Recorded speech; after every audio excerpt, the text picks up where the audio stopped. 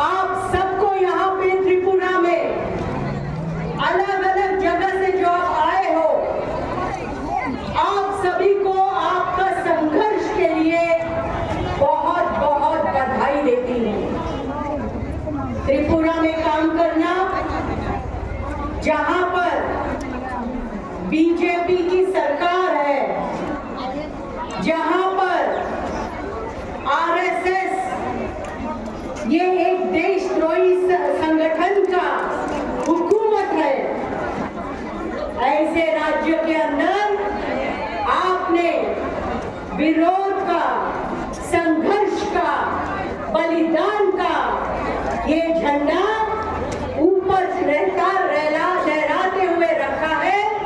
ये एक बहुत बड़ी बात है। आज पूरे देश के अंदर जिस तरह से ये बीजेपी की सरकार कर रही है, उसी तरह से त्रिपुरा के अंदर भी कर रही है।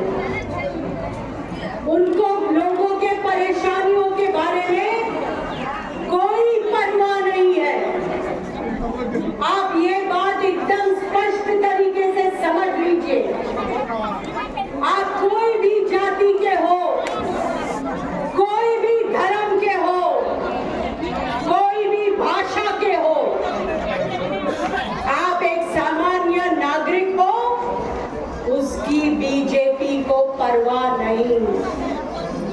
इसलिए महंगाई बढ़ रही है, बेरोजगारी बढ़ रही है, पढ़ाई लिखाई का बहुत तेज मामला हो गया है गरीब परिवारों के लिए। यूनिवर्सिटी में लड़कियों को एडमिशन लेना लगभग नामुमकिन हो गया है।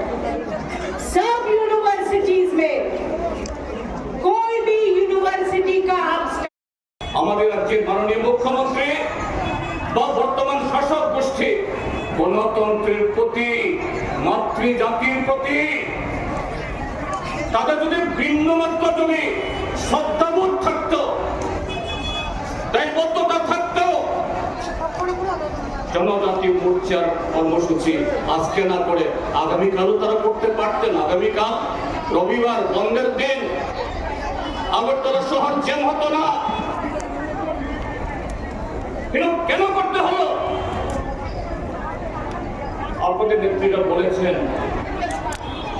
মুখ্যম কথাটা বলেছেন, আপনারা মায়েরা বোনেরা প্রতিদিন এই ত্রিপুরাজ্যের মধ্যে শাসক দলের আচরণে, তাদের নির্দেশিকায়, প্রশাসনের অন্যায় আচরণে এগুলো লক্ষ্য করছেন। আপনারা গণতান্ত্রিক নারী সমিতি আজকে এখানে সমাবেশ করছেন, খুব অসুবিধার মধ্যে পড়েও আপনাদের দাবির মধ্যে কি এমন কোন দাবি আছে? মাননীয় মুখ্যমন্ত্রী, আপনার 5 বছর মেয়াদে বাকি যে আরো 2.5 বছর আছে, এই 2.5 বছর আমাদেরকে ছেড়ে দিতে হবে। আপনাদের দাবি কি এরকম কারো আছে যে আপনার মন্ত্রিসভাতে আমাদের গণতান্ত্রিক নারী সমিতির একজন প্রতিনিধিকে রাখতে হবে? আপনাদের দাবি শুরুদের মধ্যে কি আছে?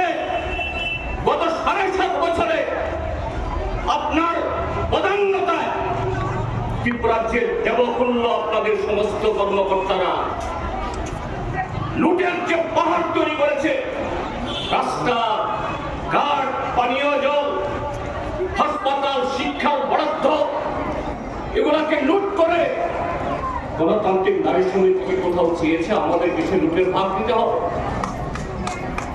গণতান্ত্রিক নারী সমিতি কি এই দাবি করেছে? গত 7.5 বছরে লক্ষ লক্ষ চাকরি ওয়াদা সত্ত্বেও